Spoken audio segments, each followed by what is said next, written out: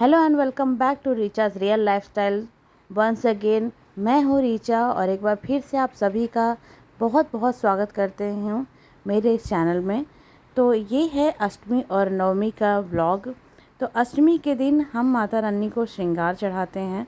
तो श्रृंगार में सबसे पहले चढ़ा रहे हैं हम यहाँ वेनी।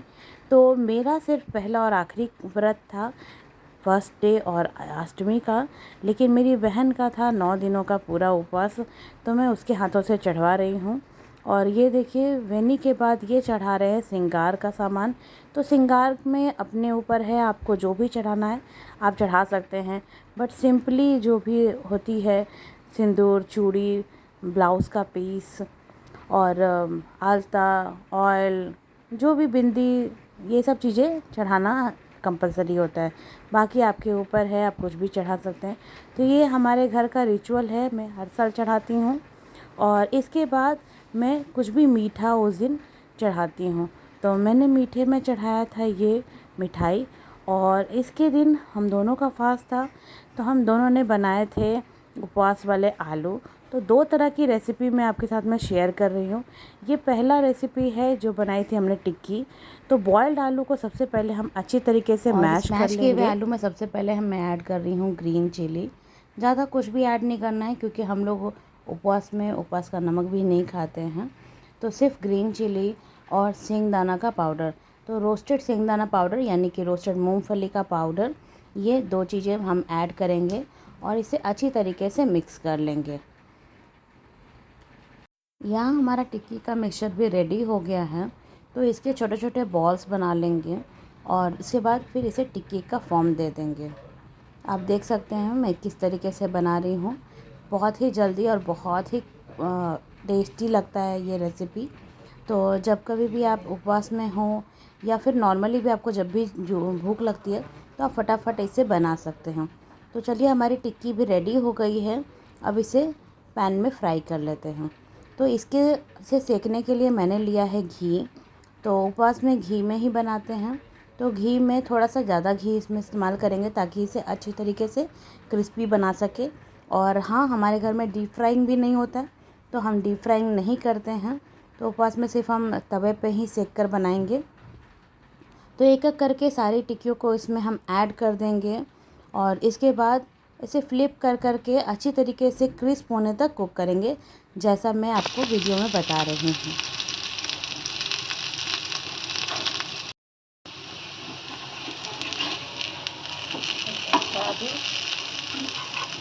वापस एक बार हम फ्लिप कर देंगे। अब इसका कलर बहुत ही अच्छा आ गया है। थोड़ा सा दूसरी साइड में भी और हम कलर चेंज करा लेते हैं।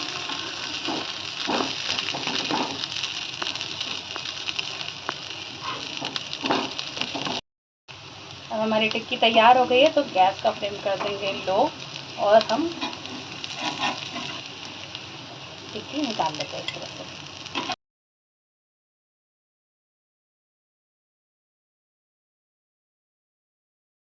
टिक्की बन के तैयार हो गई है। अब इसी तरह से नमक वाली भी टिक्कियाँ बना लेंगे। और नमक वाली टिक्की के लिए सेम मिक्सचर में हम ऐड कर रहे हैं थोड़ा सा धनिया पत्ता और थोड़ा सा नमक। बस इसे ही ऐड करना है और ऐड करके इसे भी अच्छी तरीके से मिक्स करके टिक्कियाँ सेक लेंगे। बस अब इसे भी सेम जैसा हमने बिना नमक वाले सेके हैं उसी तरीके से सेकना है, कुछ भी अलग नहीं है। तो बस उसी तरीके से, मैं इसकी पूरी वीडियो नहीं अभी दिखा रही हूँ। और दूसरी रेसिपी भी है आलू की ही। तो ये हम बना रहे हैं उपवास वाले जीरा आलू। तो इसके लिए सबसे पहले पैन में हमने थोड़ा सा घी मेल्ट कर लिया है और इसमें हम डाल लेंगे जीरा।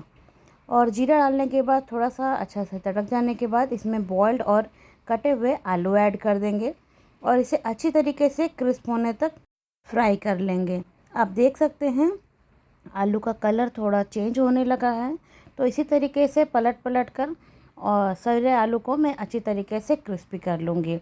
और मैं यहाँ आलू को सेपरेट कर रही हूँ ताकि चारों तरफ से इसमें अच्छी तरीके से कोटिंग आ जाए, क्रिस्पी लेयर आ जाए, जिससे खाने से ना नमक की कमी भी नहीं लगती है।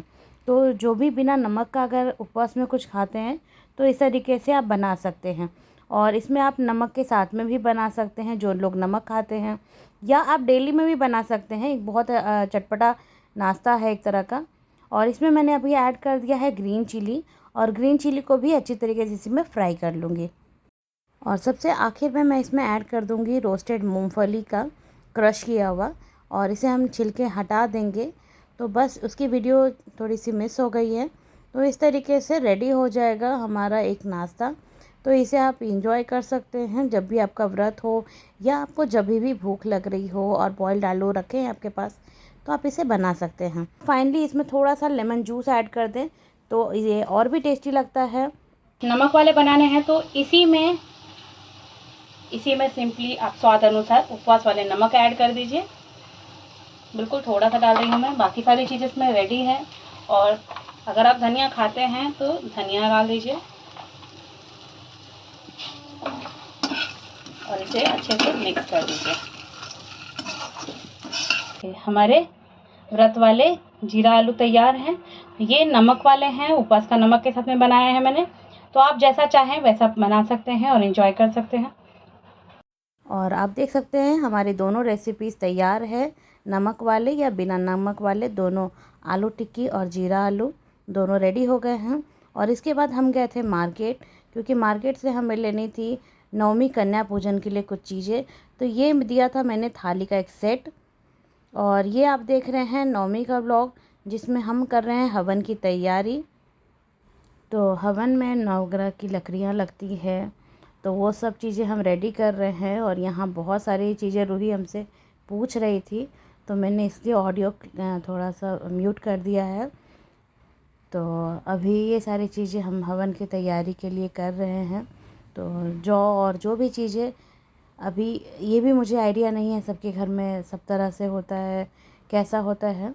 बट हाँ, नवग्रह की लकड़ियाँ तो सब जगह इस्तेमाल की जाती है हवन में। तो वही सारी चीज़ें हम तैयारी कर रहे हैं। और इसके बाद हम हवन करके और फिर कन्या को भोग लगाते हैं। रूही मिक्स कर रही है सारे हवन की लकड़ियों को, वो आज सब समझ रही है।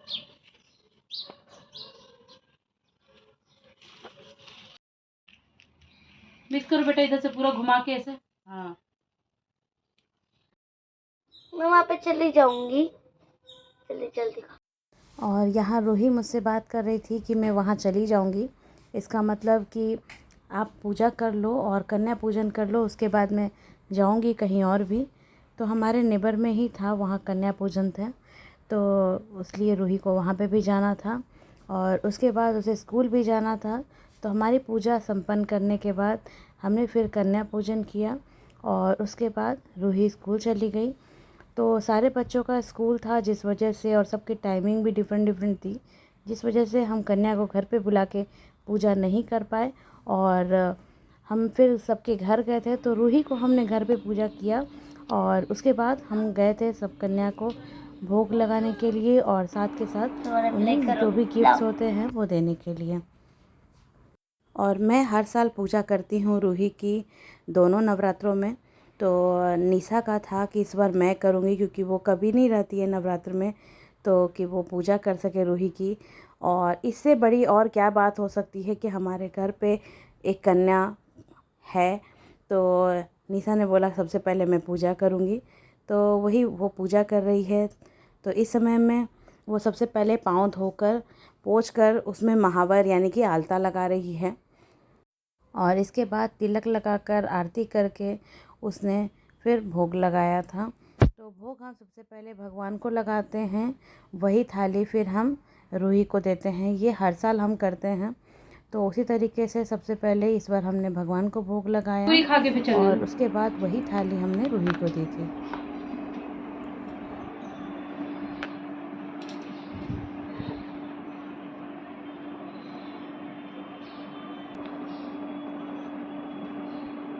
अम्बे मात की जय। पहले टेस्ट तो करो, अंदर से जाने दो।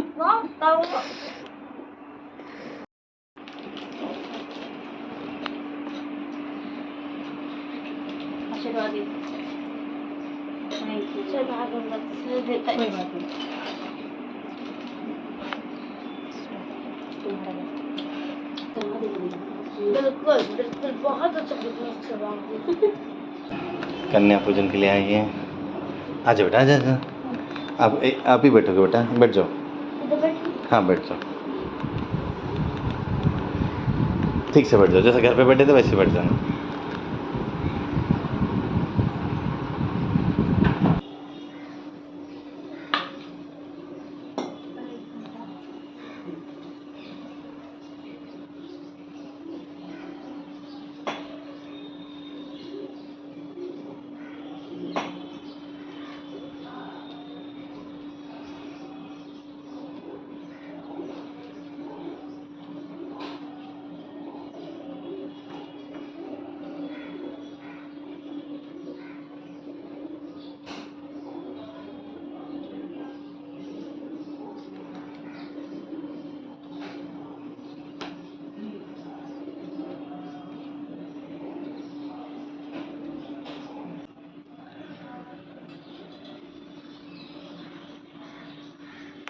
वेरी गुड बेटा, वेरी गुड।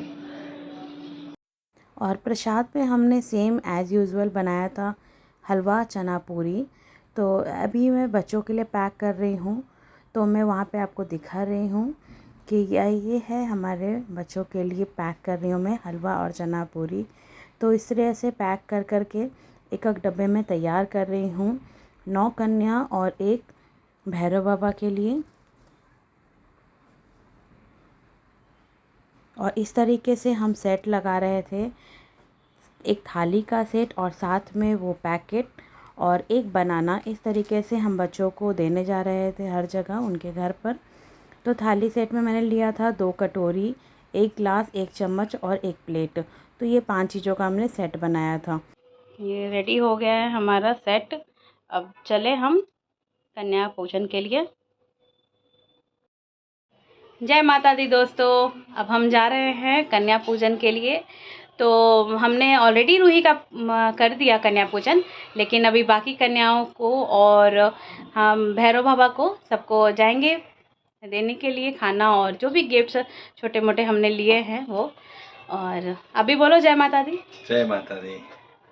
चलो प्रेम से बोलो जय माता दी। ये आ रहे हमारी 2 कन्या हैं। आ रहा है एक हो गया तुम्हारा पूजा चालू हो रहा है। हाँ आता है। ये वाह ऐसे ये सब ये किसका बोला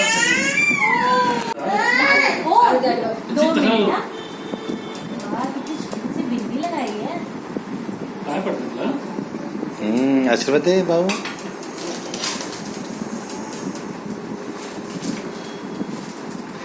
अरे वाह,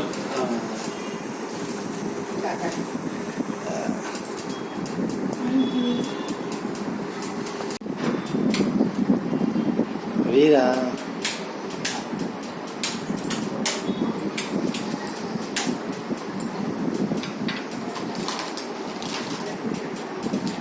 वीरा दीदीकडे आशीर्वाद। Thank you. तो क्यों? और आज देवी माँ को कुछ बोलने का नहीं ना बेटा? प्रसाद है उसमें एक। हाँ आशीर्वाद है ऐसा। हाथ ठेवून टाक, हाथ ठेवून टाक, एक हात ठेवून टाक। अरे very good, very good, very good.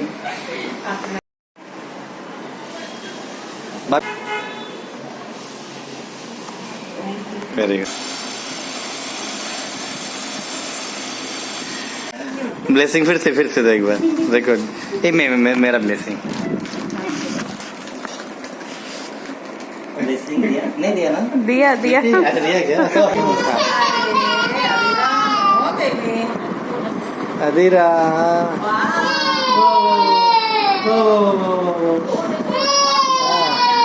Thank you. पैर पैर छो। हाँ इसलिए डर गया। हाँ हाँ अभी चुप हो गया। ये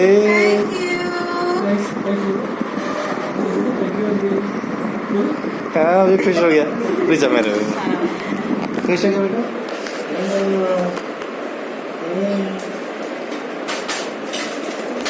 और इसी तरीके से हम सब जगह घर जा जा कर के कन्या पूजन कर रहे थे। और यहाँ पे आप देख रहे हैं भैरव बाबा की भी मैंने पूजा कर ली। और एक आखिरी कन्या है जिनके घर पे भी हम आए हैं और यहाँ पे भी हमने पूजा कर ली। तुझ्यासाठी बाबू ह्यामध्ये रोज लंच।